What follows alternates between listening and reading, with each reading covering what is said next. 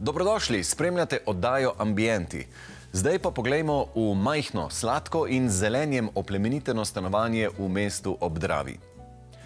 Tam je lastnik s pomočjo očeta in zgolj 5000 evri vložka pred 7 leti prenovil in opremil skladno bivališče, ki se zdaj ponaša s toplino, preprostostjo in neko razgibano igrivo energijo.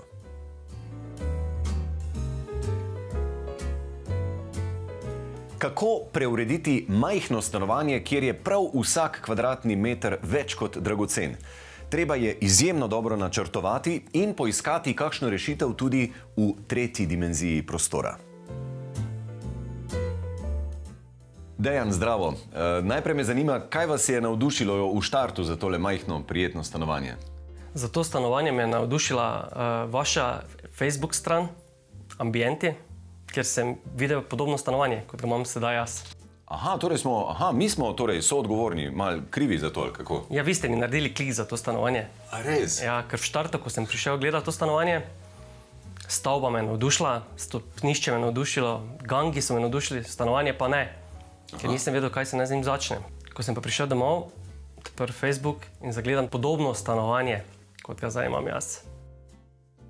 Dejan je v tistem trenutku poklical tedanjega lastnika stanovanja in ga prosil, če si lahko ponovno ogleda in izmeri prostore.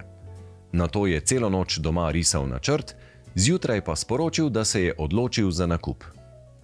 Prej je bilo mišljeno stanovanje za študente, tako da je bila kuhinja tam, kjer imam jaz sedaj hodnik, je bila prej mišljena kuhinja, tako da smo morali vse zarotirati. Stanovanje je ob nakupu že imelo nove talne obloge, kopalnica je bila delno urejena, sicer pa je bil novi dom prazen in neopremljen. Pri prenovi je Dejanu veliko pomagal oče. Dajte nam opisati, kako sta se tega lotila, kaj vse vaju je čakalo? Ja, najprej smo morali prestaviti kompletno vodo in elektriko iz hodnika v ta prostor, kjer je zdaj kuhinja. Tudi elektriko smo morali na novo potegniti, torej stikala, vtičnice. Sem imela kar ogromno dela, malo je tu pomagal tudi en prijatelj in pa sosedje, vodovodarji. Potem pa smo imela največ dela s posteljo, ki visi iz stropa. Kakšna je zgodba te postelje v nekem gnezdu tamle zgoraj? Ta zgodba je zelo zanimiva. Ja. Moj sin govori, da so to nebesa. Ja, zato, ker gre gor spat in pa gor je ful dobra energija. In kako smo videli to začelo, v bistvu postelja visi na vijaku. Vijak je pa pritrjen na steber kovinski in potem so levo in desno leseni tramovi. Zgoraj na podstrešju pa je pritrjen ta vijak z matico na plošči 50x50. Tako da je nosilnost odlična. Da sem lahko umestil to posteljo tu, kjer je, so potrebni visoki stropovi. Tu je strop visok 3,20 m, pohodni del pod posteljo pa je 1,90 m, prilagojen seveda meni. Ko pride kak večji, se žal more pripogniti. Stanovanje v Mariboru meri zgolj 31 kvadratnih metrov. Preden stopimo van, nas pozdravijo sijoče lončnice na zaprtem balkonu, ki je opremljen z mizico za jutranjo kavo. V notranjosti majhnega domovanja je najprej podolgovat hodnik z obešalnikom, klopco, predalnikom in ogledalom. Desno je preprosta kopalnica, ki jo je lastnik popestril z nekaj kosi vintage opreme. S hodnika pridemo v voluminozen ambient, ki združuje kar 4 vsebinsko različne prostore. Izčiščeno jedilnico, dnevni bivalni kotiček, priročno kuhinjo in spalnico v višavah, ki je obdana z lesom.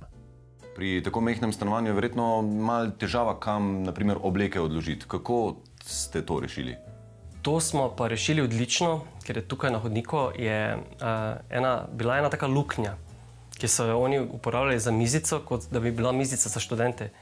Jaz sem pa dobil idejo, da lahko to luknjo odlično izrabim in sem naredil sebi garderobno omaro, kjer shranjujem oblačila, tako da je to res bomba zadeva, ta omara.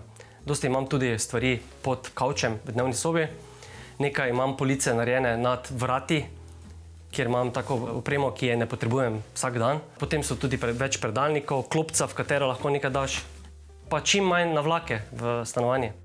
Kako ste z barvami razmišljali? Veliko je bele barve, tudi pohištveni kosi so. Bela barva je meni že od nekdaj najboljša barva, ker pomirja, dviguje vibracijo, se mi zdi. Vse, kar daš v stanovanje, paše k beli, da se ne prikrivajo. Torej zelenje, slike, tla, vse se ujema.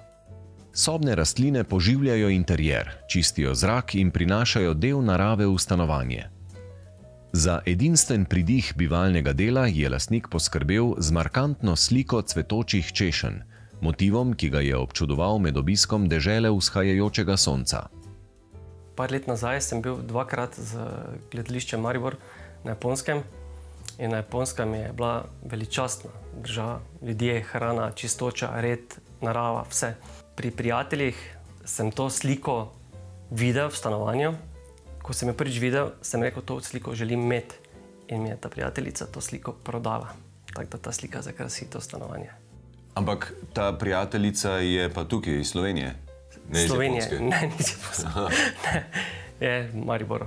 Kaj bi rekli, Dejan, da so glavne 3 stvari, ki so vam pri vašem stanovanju najbolj všeč? Energija stanovanja je fenomenalna. Energija hiše je vrhunska. Sosedski odnosi za sosedje bombastični. A ja? Ja, vrhunski. Sosedje so prva liga. Torej se ni problem deliti tele balkone, ganke z njimi? Ne, prav odlično se počutimo. Predvsem, ko obešamo perilo. Smo kot Italijani, ko se gledamo en drugega. In poklepetate v tem.